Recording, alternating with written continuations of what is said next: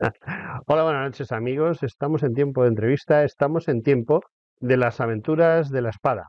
Y hoy pues tenemos en nuestro programa a un autor que ya debiéramos de haberlo traído antes porque es un gran autor y además domina muy bien los temas de los que habla, los temas de la historia de nuestra queridísima España. Y este hombre, hermano de marinos, familia de marinos, pues nos va a hablar de un marino, pero en realidad él, que es militar, procede del ejército de tierra. Pero bueno, algún defectillo tenía que tener. De modo que vamos allá con Ignacio Moyá, que le damos las buenas noches. Buenas noches, Ignacio. Buenas noches, José Antonio. Déjame que te diga lo primero, por alusiones, que soy un marino frustrado. Pertenezco a una familia efectivamente marino, nuestro padre era marino, pero no me pude presentar a la Escuela Naval Militar por daltónico. Entonces tuve que cambiar las cocas del uniforme por el emblema de la fiel infantería, que tampoco es mal cambio, ¿eh? Así que hoy soy comandante de infantería, ya llevo años en la reserva, pero sí, reconozco que la Armada, la Marina estoy impregnado. Bueno, pues este frustrado marino, según él dice, pero que se cambió por la fiel infantería, que para mí, la verdad, es más importante. Yo he estado en la fiel infantería, no como fiel infante, ya lo saben ustedes, pero gracias a Dios nunca he pisado un barco, porque me mareo y me pongo malísimo.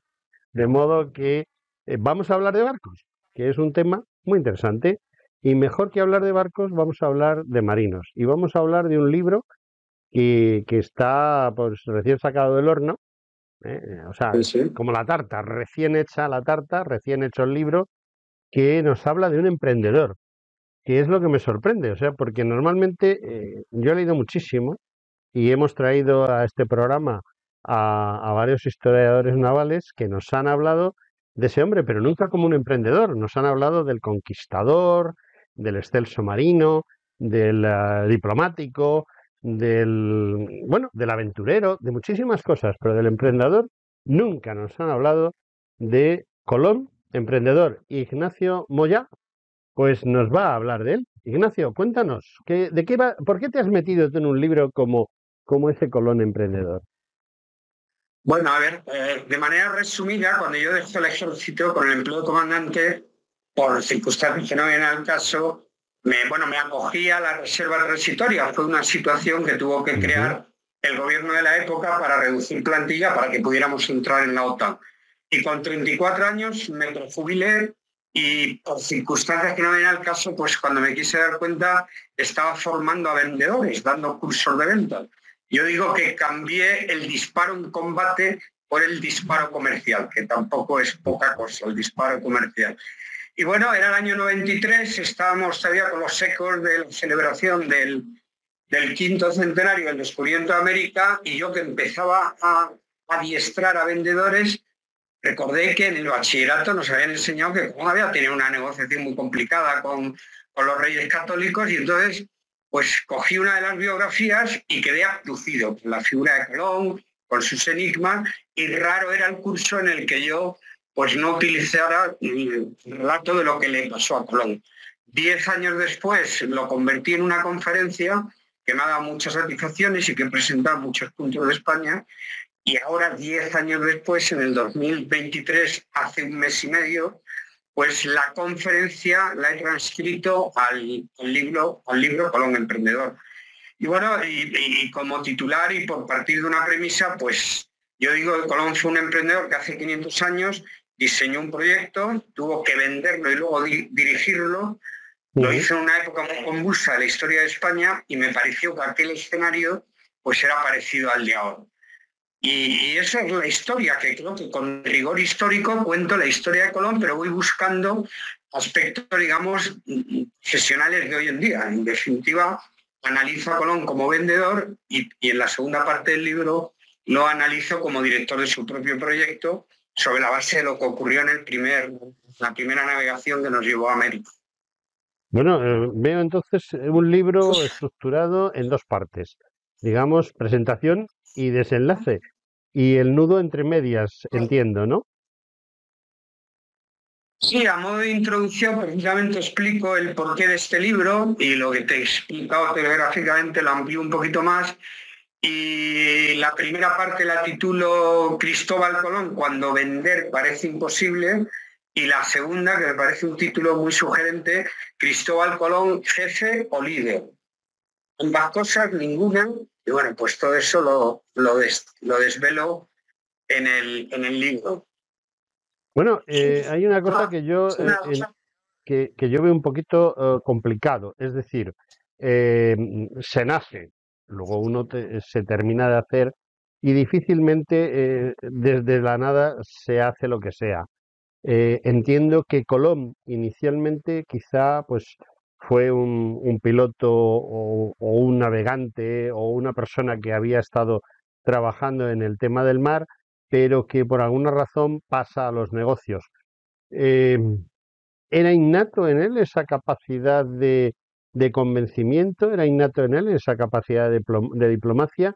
¿O quizá esos años que estuvo en barbecho desde que surge en él la idea de hacer el viaje hasta que realmente consigue sacar las 3 naves de puerto y coger los alisios, pues se produce esa transformación? Creo que uno de los aspectos que le da valor al libro es que tiro por tierra algunos de los mitos y Ujú. encuentro algunos huecos donde a Colón se le ha dicho de todo, pero con el análisis que yo hago, no, unas cosas son de producción propia, otras cosas están perdidas en algún libro, a mí me parecen sorprendentes y lo llevo a un libro, tiene 184 páginas, no es un libro difícil de leer, pero creo que la respuesta a mucho, yo estoy seguro, fíjate, Antonio, que muchas de las cosas que me pregunte, de alguna manera más o menos extendida, es posible que esté en el libro. Mira, una de las primeras cosas que sorprende es que Colón, estrictamente hablando, no fue un marino profesional. Hablamos de que alguien es profesional cuando vive de esa actividad. Colón no, Colón va a tener 2 etapas muy marcadas en su vida, una primera en el Mediterráneo y una segunda en el Atlántico. En ambas utiliza el mar como un medio, pero no como un fin. En la primera parte utiliza el mar con fines comerciales. Colón debería llevar el gen de la venta, porque él era, yo sostengo, lo explico en el libro, nacido en Génova, aunque no se puede afirmar al 100%, pero es la teoría que dan por buena la mayoría de los autores, y siendo así, cualquier pueblo del Mediterráneo son buenos comerciantes, ¿no? Entonces se decía genovés ergo mercator. Entonces, Colón utiliza hasta los 25 años el Mediterráneo y se experimenta en lo que se llama navegación de cabotaje. Luego, por un accidente, llega a la segunda fase de su vida, que es su vida ya en Portugal y el Atlántico, donde va a tener que aprender la navegación de altura y donde va a utilizar el mar con otros fines, que son fines descubridores. Pero precisamente, y con eso desvelo algo de la segunda parte del libro, los reyes nunca debieron nombrar a Cristóbal Colón capitán general de esa flota. Llevaba más de 15 años desembarcado y se sabe que en las jerarquías que se ocupaban en un barco, Colón nunca o casi nunca había sido capitán de barco. O sea, en los barcos de la época existía el capitán como responsable absoluto, el maestre como segundo de a bordo y el tercero era el piloto. Y ahí es donde encontramos a un Colón, desde luego, con una capacidad de pilotar, de navegar, que va a dar lecciones magistrales a marinos que sí son profesionales y muchos de ellos capitanes. Sí, bueno, retomo varias preguntas a partir de lo que hemos hablado. Estamos hablando de ese Cristóbal Colón piloto. Eh, su buen hacer, su buen hacer en esa difícil profesión en esa época, porque hoy en día quizá con todos los aparejos instrumentales, digitales y demás que hay, quizás sea más fácil hacer esa labor, pero en esa época había que tener también quizá un poquito de buena suerte, aparte de mucha profesionalidad. ¿Le hizo fácil o le hizo difícil? Yo pienso que le haría difícil su relación con los hermanos Pinzón, ¿no? ¿Sabes qué interesante esa pregunta? Porque dedico un capítulo, lo titulo Colón y Pinzón, socios directores. Yo voy haciendo una transferencia del Ujú. Colón y del Pinzón de antes a ahora. Pido disculpas al lector porque incurro en el presentismo histórico, que sabes que juzgar lo que pasó entonces con los ojos de ahora primero no se debe hacer y segundo, en muchas ocasiones, esto es de mi cosecha, se hace de manera perversa y canallesca para criticar lo que España hizo en la conquista de América, pues muchos que no están a gusto siendo españoles, pues cogen lo que hicieron nuestros conquistadores, le aplican los parámetros de ahora y que sale que son escudillas y ahí está conocido, lo cual es un disparate que, por cierto, toco también en el libro. Pero utilizando el presentismo y pidiendo perdón, porque claro, el libro es un ejercicio absoluto de presentismo en el sentido de que cojo a Colón, le aplico la gestión por competencia, la inteligencia emocional, los estilos de liderazgo, a ver qué son. ¿Qué se hace? Esto se ha hecho con Colón y con otros. Pero en concreto con los hermanos Pinzón, sobre todo con el mayor, con Martín Alonso Pinzón, pues hay un capítulo muy interesante porque las relaciones no fueron buenas. Y a pesar de eso descubrimos su mérito. No, hay una cosa que me llama y me ha llamado siempre poderosamente la atención en la historia de esos descubrimientos. Cuando Colón está en Portugal, Portugal está en plena efervescencia, es decir, Portugal ha empezado mucho antes las navegaciones y, digamos, la conquista de nuevos territorios, lo cual no es cierto, igual que tampoco España conquistaba los territorios. Cada uno tenía un sentido, desde mi punto de vista, completamente diferente de lo que significa la palabra imperio.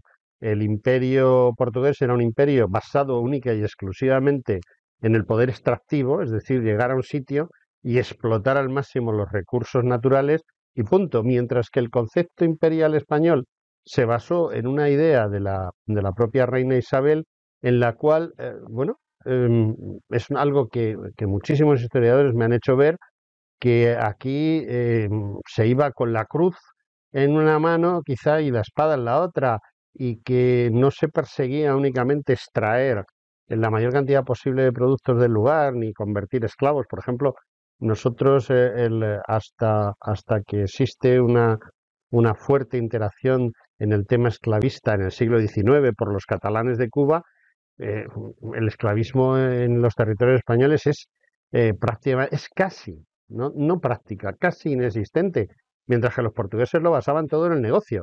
Vendían carne humana o vendían pues el clavo, el famoso clavo o cualquier otra especie. Entonces, no entiendo, y es una pregunta de examen, no entiendo cómo un emprendedor de los negocios no es capaz de venderle su idea a unos comerciantes como son los portugueses.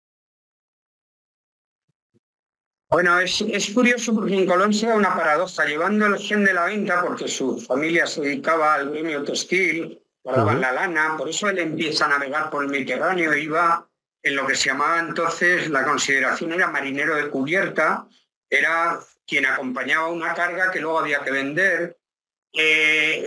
Colón consigue, de lo que va a ser las capitulaciones de Santa Fe, que podíamos convenir, que es el cierre de la negociación en la que ya ambas partes firman, Colón va a conseguir lo más importante, que es impactar a la reina Isabel de Castilla. O sea, Colón, con su perseverancia, con su entusiasmo, cuando en Alcalá de Henares en 1486 se encuentra con los reyes católicos y les cuenta lo mismo a los dos sin distinguir que la realidad de Isabel y Fernando eran muy diferentes, Fernando le resulta previsible escuchar a Colón.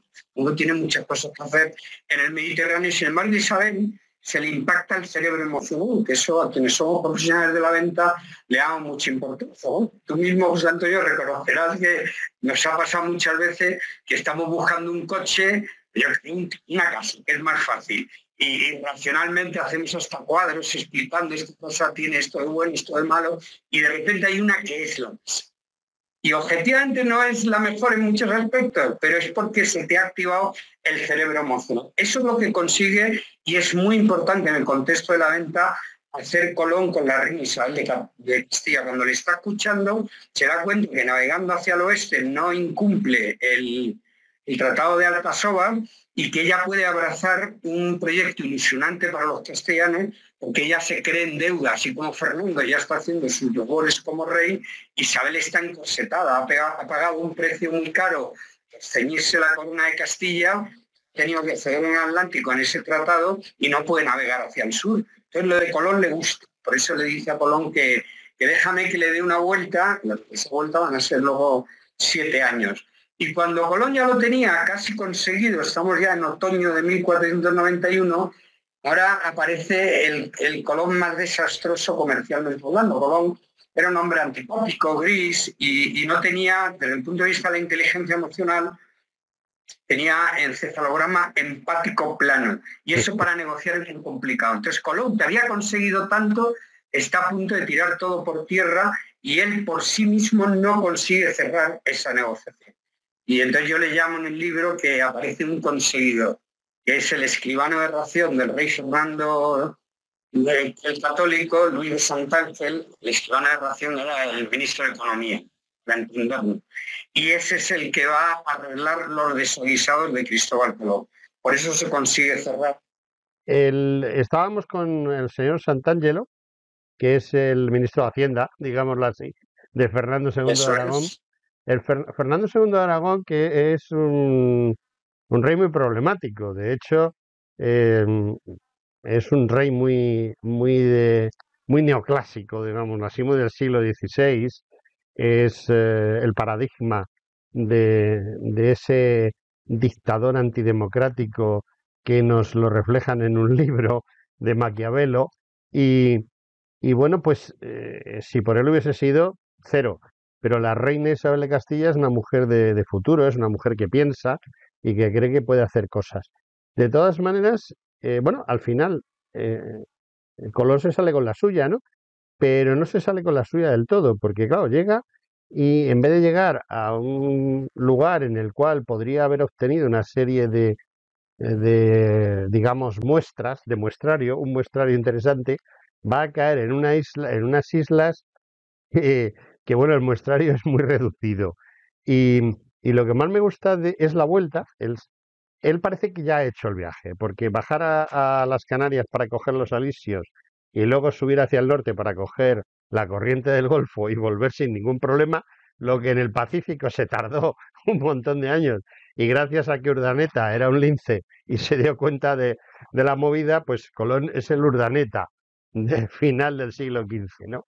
Y, y bueno, pues yo tengo que reconocer una cosa, que es un vendedor, porque él trae a 4 indios que no merece la pena ni mirarlos, 4 pepitas de oro y cuatro baratuzas, y le vende a los reyes católicos que ha encontrado, yo qué sé, o sea, ha encontrado la fuente de la eterna Pero juventud, ¿no? ¿Cómo es capaz de hacer eso, de vender un producto que no es ni de lejos el que va a haber después, claro?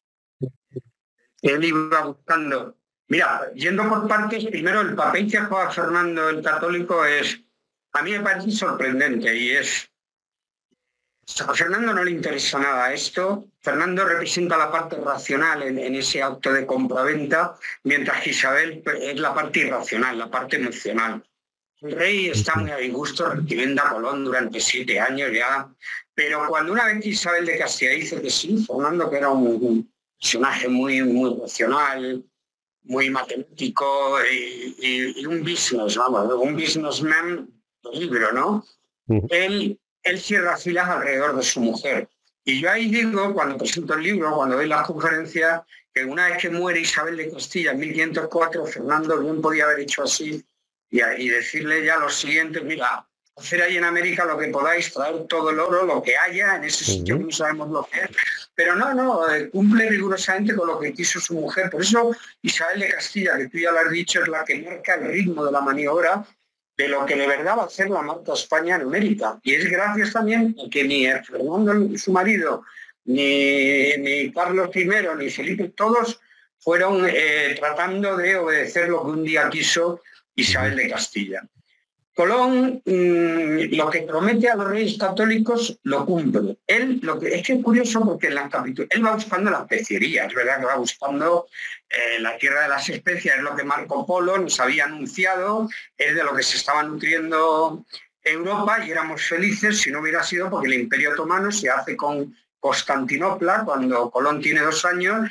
Y eso es lo que justifica por qué en la época de Colón encontrar una ruta alternativa, ese es el producto que tiene que vender Colón, encontrar una ruta alternativa que permitiera devolver el tráfico de Occidente con Oriente, Oriente con Occidente, eso es lo que se iba buscando.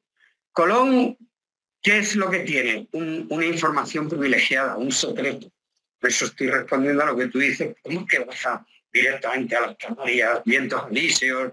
Esa es la teoría del prenauta, que habrán oído nuestros oyentes o espectadores. Es la teoría del prenauta, que es del profesor Manzano, que la dan por bueno muchísimos autores, según la cual pues una carabela a la altura de las Azores fue empujada involuntariamente por los alisios. Pues a calcular que fueran unos 20 hombres que llegaron al Caribe y ahí estuvieron disfrutando, entre comillas, de todo aquello. No se ponen de acuerdo los autores en cuánto tiempo, pero empiezan a morir, tanto ellos como la carabela. Ellos, con la enfermedad de la sífilis, una cepa de la sífilis que no se conocía en Europa, en sus relaciones sexuales con las indígenas, y la carabela porque es víctima de la broma, que es un molusco que ataca la madera. Sí que deciden ver, y ya lo deben hacer media docena, y ahí se obra el milagro, y tú te ha faltado decir el nombre del tornaviaje, lo que decías de Urdaneta está muy bien, que es lo que nos faltaba también en el Atlántico. Luego al final el Atlántico y el Pacífico se comportan de manera igual.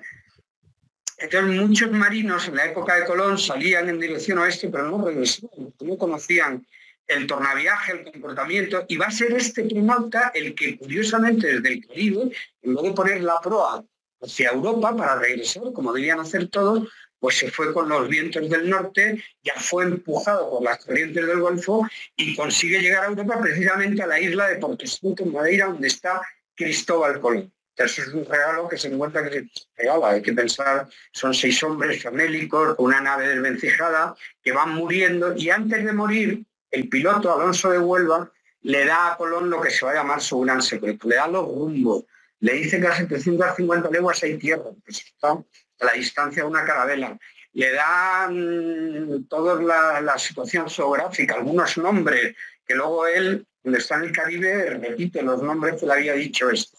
Ese es el gran secreto de Colón. Y Colón es lo que promete, que a 750 leguas hay tierra. Y lo hace sobre unos cálculos erróneos. Hay unos cálculos erróneos porque él los ha, entre comillas, se lo ha oído, se lo ha robado al científico Toscanelli, que a su vez ese cálculo lo arrastra de Ptolomeo. O sea, sabios anteriores a Colón daban por hecho que la Tierra tenía 29.000 kilómetros el diámetro. Ese es el gran error por un tema de las millas arábigas y tal. Es decir, que si la Tierra es así, Ptolomeo, Toscanelli y el propio Colón lo hace suyo, imagina que la Tierra es así. La Tierra tiene en realidad 40.000 kilómetros el diámetro. Claro, quita un cuarto del volumen de la Tierra, pues si unimos Portugal y unimos Zipango, que era lo que se conocía, pues están quitando de un plumazo todo un continente que se llama América. Por eso Colón no incumple lo que le ha dicho a los reyes, le dice que a 750 leguas hay tierra que probablemente sea ya la especiería o el camino para llegar a ella, pero Colón va a morir en una paranoia absoluta en 1506 en Valladolid, porque no sabe lo que ha descubierto y lo va a saber, y con la gran injusticia de que el nuevo continente se llame América en vez de Colombia. Cristóbal no. Bueno, oye, mira, tenemos un pequeño problema, y es que mi programa no tiene 750 leguas, tiene muchas menos, y por lo tanto el reloj de arena ese que tengo por ahí en un estante me está diciendo que nos estamos quedando sin tiempo. Y como nos estamos quedando sin tiempo, pues no me queda más remedio que decirte adiós. Pero antes de decirte adiós, siempre hago una pregunta. Siempre hago una pregunta que es una pregunta muy fácil de responder. Yo bajo, tú conoces Madrid, creo, bastante bien. Yo bajo por la calle Carretas a la Puerta del Sol, y a la que llego a la esquina de Carretas con Sol, a mano derecha, pues hay una librería que se llama San Martín, frente a cuyos escaparates mataron a un presidente del Consejo de Ministros a principios del siglo XX. Y bueno, ya no está la librería, ahora hay una cosa de estas modernas de ventas raras. Y entonces, pues yo miro el escaparate de la librería y veo el libro. Veo este libro sobre Colón, que además es llamativo, de una presencia llamativa.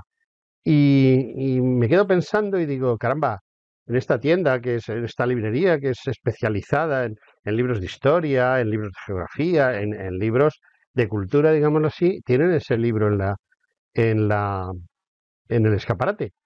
¿Por qué entro dentro de la librería y compro el libro? Fíjate, es muy sencillo. ¿Por qué compro tu libro?